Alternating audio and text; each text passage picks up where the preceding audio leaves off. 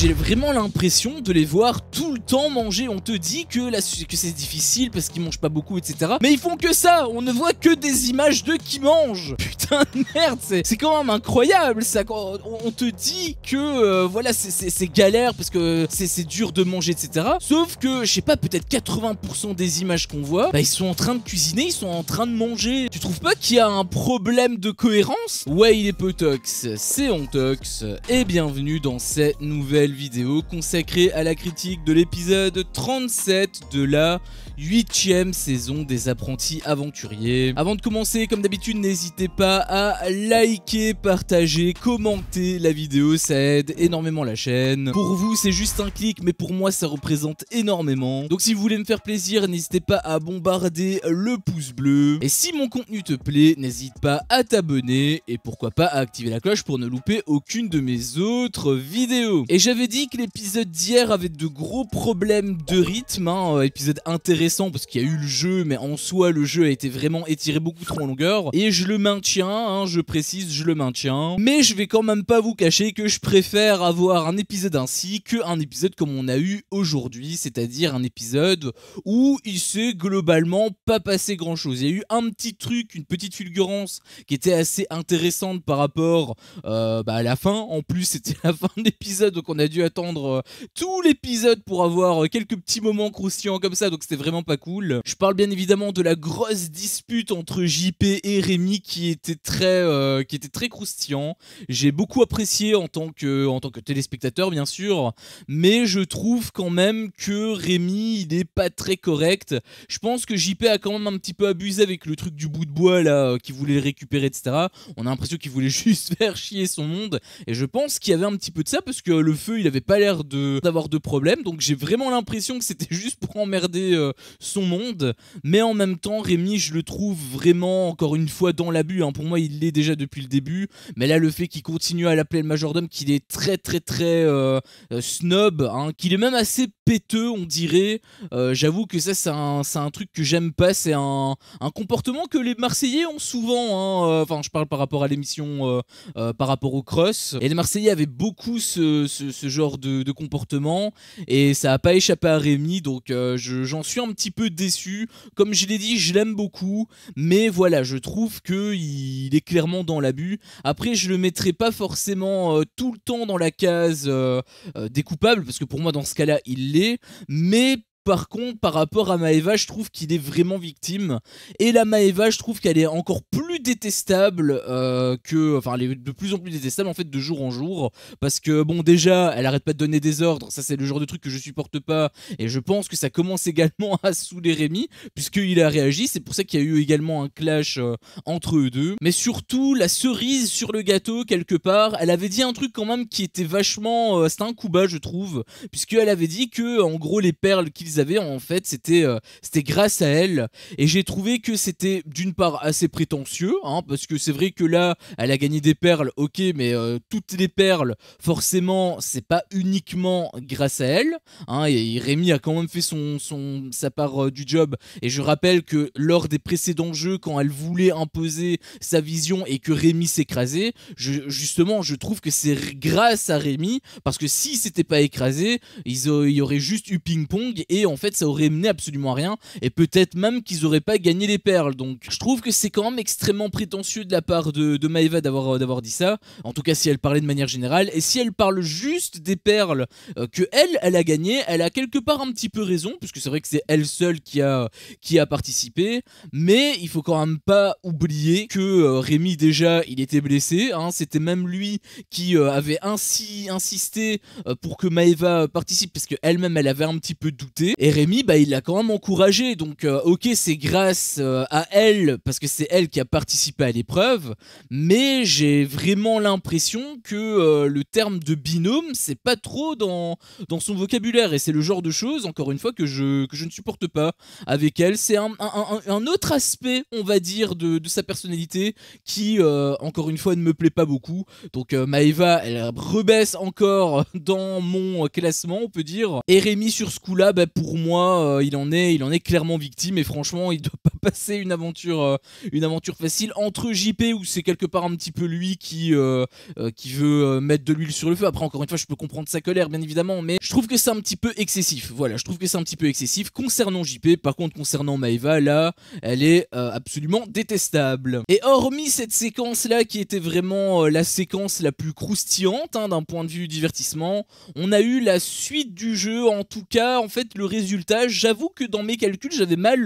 peut-être regardé, ou peut-être que justement le jeu, malgré le fait que le montage était à rallonge par rapport à l'épisode d'hier, peut-être que c'était quand même plutôt bien fait, parce que je n'avais pas vu finalement le temps passer, étant donné que je pensais qu'il y avait encore des équipes qui devaient passer. Mais en réalité, apparemment, Valentin c'était le dernier, et donc s'ils ont mis le cliffhanger à ce moment-là, c'est pas pour couper le jeu en deux ou quoi ou qu'est-ce, c'est vraiment juste pour instaurer l'attention au climax, c'est-à-dire tout simplement juste avant les résultats, puisqu'on a eu les résultats. Donc finalement, je remets un petit peu mon avis en question, et je me dis, même si le montage, encore une fois, est tiré en rallonge, j'ai donné tous les arguments à l'épisode d'hier, tous les signaux sont au rouge, mais malgré ça, peut-être que c'est juste à cause de ce qu'on a à côté, parce que comme on n'a rien à côté la plupart du temps, mais forcément, il suffit d'un jeu, il suffit d'une petite étincelle pour t'enflammer, alors qu'en réalité, bon, c'est pas non plus c'est pas non plus la grande folie, mais malgré ça, pourtant, eh bien, j'ai quand même pas vu le temps passer, puisque je pensais pas que le jeu était déjà terminé. Donc finalement, on a eu le résultat, c'est bel et bien les violets qui finissent premiers carrément, donc ils sont même au-dessus de Maeva. Donc Valentin a excellemment bien joué, je trouvais qu'il avait aussi été rapide, mais avec le montage, je trouve que ça s'est pas forcément trop ressenti, en tout cas la différence de vitesse. C'est ça le problème en fait d'avoir des montages étirés en longueur, c'est que le souci c'est que chaque candidat, quand ils passent à leur tour, s'ils sont tous montés de la même durée, par exemple, je te donne un exemple ainsi, mais si chaque candidat a la même durée au montage, toi t'as du mal à capter qui a été plus rapide par rapport à un tel ou un tel. Après peut-être que c'était voulu aussi, c'est peut-être aussi pour nous embrouiller, c'est également possible, mais du coup en termes de ressenti lors de l'épisode, lors du jeu, en fait lors du passage de l'épreuve, je l'ai pas trop ressenti, même si dans tous les cas voilà, il a été très rapide, et preuve en est puisqu'il a fait 4 minutes je pense, un peu plus de 4 minutes, mais il était quand même assez en dessous de Maeva, donc il a très très bien joué, il y a absolument rien à dire. Et du coup fatalement, eh bien ce sont les roses contre les gris, car oui, il n'y a pas de vote, et ça pour le coup c'est totalement logique, étant donné que sur la plage, enfin sur la jungle pardon, petit lapsus, ils sont que 3, et fatalement un duel ça se joue à 2, il n'y a que les personnes dans la jungle qui peuvent partir dans un duel, et le gagnant de l'épreuve des perles par rapport au candidat de la jungle, eh bien il est tout simplement immunisé. Ça a déjà été le cas plusieurs fois avec les roses, donc c'était évident que de toute façon le gagnant allait s'immuniser, et que donc les perdants allaient partir directement en duel. Du coup c'est les roses contre les gris. Comment est-ce que ça va se passer? Tout va dépendre du jeu bien évidemment. Sur le papier je pense qu'on est d'accord, c'est les roses qui doivent y aller à 100%, enfin qui doivent remporter le jeu à 100%, étant donné que ils ont été très souvent premiers, donc il y a quand même de fortes probabilités que les roses tout simplement gagnent le jeu, et que du coup c'est les gris qui doivent quitter l'aventure. Mais ça va dépendre du jeu, on l'a très bien vu sur le jeu en question, sur cette épreuve des perles, puisque Giovanni a tout foiré, et du coup les roses ont été carrément derniers. Donc le truc c'est que ça va dépendre du jeu, et je dois reconnaître, je sais pas vous votre avis là-dessus, n'hésitez pas à me le faire savoir en commentaire, mais j'espère quelque part que ça va être les roses qui vont gagner, parce que pour moi les roses ce sont les grands gagnants de cette aventure, en tout cas du côté de la plage. Il y avait Valentin qui disait justement, du côté de la jungle, à chaque fois je me trompe, il y avait justement Valentin qui disait que les personnes qui étaient sur la jungle, dans la jungle étaient les plus méritants, et je suis assez d'accord, parce que c'est vrai que les personnes sur la plage finalement, bon, c'est une aventure un peu classique, j'ai envie de te dire, mais le fait qu'ils aient des hamacs etc, ça enlève la partie un petit peu survie, enfin le peu on va dire qu'il y a de survie, en tout cas par rapport à la jungle. Mais malgré ça, eh bien je trouve quand même que les candidats de la jungle sont pas spécialement plus méritants, en tout cas par rapport aux roses, parce que je rappelle que ils ont tous triché, les violets et les gris ont braqué l'épicerie automatique, et donc il y a que les roses qui ne l'ont pas fait, et j'estime rien que pour ça en fait que les roses méritent d'aller plus loin que les gris. Voilà, c'est pour ça que je suis team rose, déjà je les aime depuis le début début de l'aventure, hein, du coup voilà, j'espère que les roses vont remporter ce duel, mais rien n'est acquis, c'est ça le problème, donc on va voir, je sais pas quand, hein, pour le coup, est-ce que ça va se faire d'ici la fin de semaine, ou est-ce que ça va traîner en longueur? En fait, on a eu une annonce pour un jeu spécial par rapport,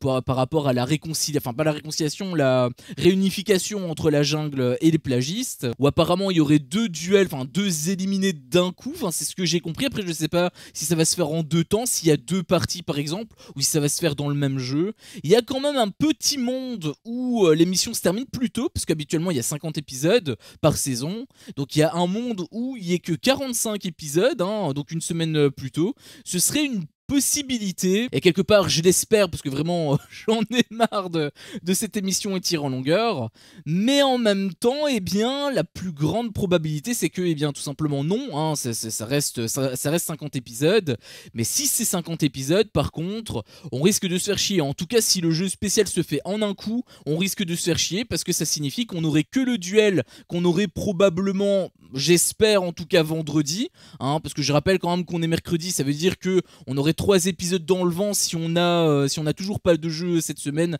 par rapport au duel, donc là ce serait vraiment une catastrophe naturelle, mais je ne pense pas, hein, qu'ils iraient jusque là quand même pas, enfin en tout cas je prie très très fort, donc j'ose quand même espérer qu'on ait ce duel cette semaine, mais du coup ça veut dire que si le jeu spécial se fait en un seul coup, eh bien ça signifie qu'on n'aurait que un jeu durant toute la semaine prochaine, et ça ce sera absolument ignoble. Là je te cache pas que ce sera absolument ignoble, donc j'espère quand même que ça va se scinder en deux parties, et du coup fatalement eh bien la dernière semaine ce sera tout simplement la semaine de la finale, hein. On connaît,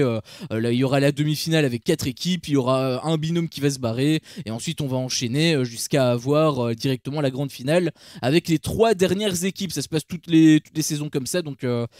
pour la fin en tout cas ça changera pas. La seule question c'est est-ce que ça va finir une semaine plus tôt ou non. Le débat est ouvert, il y a une petite possibilité, mais j'y crois pas des masses. En tout cas, si le jeu dans tous les cas il se fait pas en deux parties, on risque de grandement se faire chier. Donc j'ai un petit peu peur, hein, par rapport à la semaine prochaine, hein, je vais pas te mentir. Surtout quand on voit des épisodes comme ça, puisque eh bien après ces deux passages que je t'ai dit là avec le gros clash entre Rémi et JP, et même avec Maeva, et bon le résultat, mais bon il y avait pas vraiment d'épicness, ça a duré d'ailleurs très très peu de temps, mais c'était juste l'info qui était intéressante et ça s'est donné très rapidement, hein, bien évidemment. Donc hormis le résultat et peut-être éventuellement l'annonce qui pouvait te hyper, mais même j'aime pas trop les annonces parce que bah du coup ils viennent nous spoiler la suite, genre quand on va avoir là on attend le jeu en fait, là on attend le jeu alors qu'on aurait pu avoir la surprise, donc vraiment je trouve que c'est encore une fois très très mal joué, sachant qu'il va encore, on le connaît, hein, le Laurent, il va encore te répéter le fonctionnement alors qu'on vient d'avoir l'info. Vraiment il y a que du doublon en termes de contenu, c'est extrêmement pénible, mais au-delà de ça dans tous les cas eh bien il s'est pas passé grand chose, hein, et c'était une grosse partie d'ailleurs de l'épisode, puisque bon déjà les 2 tiers de l'épisode ça a été la nuit, hein, donc dès qu'on a eu le résultat là, avec le jeu, eh bien on est parti directement sur la nuit, et j'ai trouvé que c'était quand même dingue parce qu'une nuit normalement ça représente rien dans une journée classique, je veux dire normalement la nuit ça sert de transition entre les 2 jours de tournage, normalement c'est censé être ça une nuit, c'est censé servir de transition, sauf que là leur transition elle est tellement étirée en longueur qu'en fait c'est plus que la moitié de la durée de l'épisode. Je sais pas si tu te rends compte. On a déjà eu ça de manière beaucoup plus absurde d'ailleurs, notamment dans la première semaine où on est resté je pense 2 ou 3 épisodes sur une seule nuit. Enfin là par contre c'était vraiment abusé. Mais juste pour te faire comprendre un petit peu le principe, le fait que plus de 50% de l'épisode, et donc là en l'occurrence 2 tiers, donc 66%, ce soit la nuit, donc ce soit une transition en fait réellement, eh bien je trouve que c'est vachement long. Encore une fois, ils veulent vraiment t'étirer l'élastique en longueur, et je suis étonné, hein, que l'élastique n'a toujours pas pété, hein. Peut-être un élastique infini, je sais pas. Et grosso merdo, en fait, les séquences qu'on a eues par rapport à ça, eh bien, on avait Hilary, hein, qui était triste par rapport à Giovanni, et je dois reconnaître que ça m'a pas plus touché que ça. Je trouvais vraiment que le montage t'en faisait des caisses, et quelque part c'est logique parce que ils veulent te montrer absolument tout, donc ils te montrent les séquences ainsi fatalement. simplement, et ils s'adaptent par rapport à l'émotion qui est transmise. Donc forcément, s'il y a un petit truc un petit peu triste, eh bien ils vont tout simplement appuyer dessus pour te montrer, pour te faire ressentir encore plus le côté triste. Sauf que je trouve que Hilary elle en faisait un petit peu des caisses. Je peux comprendre que elle a été touchée par rapport à Giovanni, etc., mais en même temps on voyait que elle arrêtait pas de dire ah oui t'aurais dû faire comme ça, etc., et en fait elle remue un petit peu le couteau dans la plaie. Donc maintenant me faire passer Hilary pour une victime, ça fonctionne pas, puisque on vient de contredire, on l'a contredit au tout début. En fait au tout début on la faisait passer justement pour entre guillemets la méchante, l'antagoniste si tu veux. Donc maintenant me la faire passer pour une victime, ça fonctionne pas. Donc toute la partie là ça s'est quand même réglé rapidement, hein, mais je veux dire le fait qu'on ait eu cette partie là, j'ai rien ressenti en fait par rapport aux roses, alors que pourtant les roses je les adore, hein, mais là en l'occurrence forcément t'as deux scènes qui se contredisent en l'espace même de 5 minutes d'intervalle. Fatalement moi je suis pas investi en fait. Et on a eu donc également l'épicerie qui était vraiment rompiche, hein. D'ailleurs je trouve quand même que j'ai remarqué un petit schéma par rapport à cette émission, et je trouve quand même que le côté survie n'est pas du tout respecté, mais ça on le sait depuis très longtemps quand même. Mais ce que je veux surtout dire, c'est que j'ai plus l'impression de voir en fait les apprentis pauvres, c'est-à-dire des candidats qui d'un coup perdent tout leur argent et qui doivent aller dans des Lidl, dans des petits magasins comme ça pour acheter des produits très peu chers, que les grands restaurants luxueux comme on voit partout sur les réseaux sociaux. Et j'ai plus l'impression de voir ça, donc les apprentis pauvres, plutôt que les apprentis aventuriers, parce que normalement en tant qu'aventurier t'aurais dû trouver des trucs dans la jungle, hein, mais rien que le concept d'épicerie, je sais que ça fait partie de l'ADN des apprentis aventuriers, hein, mais rien que le concept d'épicerie, ça nique complètement le côté survie en fait. Et j'ai même envie de te dire un truc, ça nique même le jeu, parce que dans le jeu l'intérêt de base c'est censé être des perles, sauf que étant donné que ils partagent tous tout le temps, du coup les perles tu t'en fous de qui est le premier, qui est le dernier, dans tous les cas ils vont tout partager. Ici ça a été un petit peu différent parce qu'il a la plage et la jungle, donc il y a quand même eu un petit intérêt, et en plus il y a eu également le côté immunisé par rapport à la jungle. Ça reste quand même pas ouf, hein, je suis désolé, mais ça reste quand même pas ouf. Donc en plus c'est horrible parce que j'ai vraiment l'impression de les voir tout le temps manger. On te dit que c'est difficile parce qu'ils mangent pas beaucoup, etc., mais ils font que ça, on ne voit que des images d'eux qui mangent. Putain de merde, c'est quand même incroyable ça. On te dit que voilà c'est galère parce que c'est dur de manger, etc., sauf que je sais pas, peut-être 80% des images qu'on voit, ils sont en train de cuisiner, ils sont en train de manger. Tu trouves pas qu'il y a un problème de cohérence là-dedans? Je sais pas, peut-être que c'est que moi, mais vraiment le côté survie, on le sait déjà depuis bien longtemps, hein, que le côté survie est pourri, mais je veux dire, plus je regarde, plus je réfléchis, et je devrais pas pourtant faire ça, hein, je devrais pas réfléchir, hein, mais tu réfléchis juste un tout petit peu et tu vois tous les problèmes qu'il y a en fait. Et il y en a même encore de nouveaux que tu penses pas forcément au début. Donc enfin bref, épisode semi-filler, hein, il y a quand même eu quelques petites infos quand même qui étaient assez intéressantes, et forcément le gros clash entre JP et Rémi, donc c'était quand même plus ou moins intéressant ces passages là, mais ça valait clairement pas 45 minutes d'épisode, loin de là. Donc très déçu, hein, bien évidemment, de cet épisode, mais finalement j'ai envie de dire un petit peu comme d'habitude, hein, c'est un peu la moyenne qu'on a avec Banijé sur cette émission, donc les apprentis aventuriers. Donc j'ai quand même hâte, hein, d'avoir deux Power qui va arriver, parce que là j'avoue que je commence vraiment à être à bout là, hein. Enfin bref, sur ce, c'était mon avis sur cet épisode. Si mon contenu te plaît, fais-le moi savoir en me laissant un énorme pouce bleu. À chaque fois que je vois ça, je vois que mon contenu plaît, et donc moi ça me motive à continuer. Si t'es pas encore un peu tox, qu'est-ce que tu attends pour me défoncer ce gros bouton rouge? N'hésite pas à activer la cloche pour ne rien louper, et je te dis à la prochaine pour une prochaine vidéo. Ciao.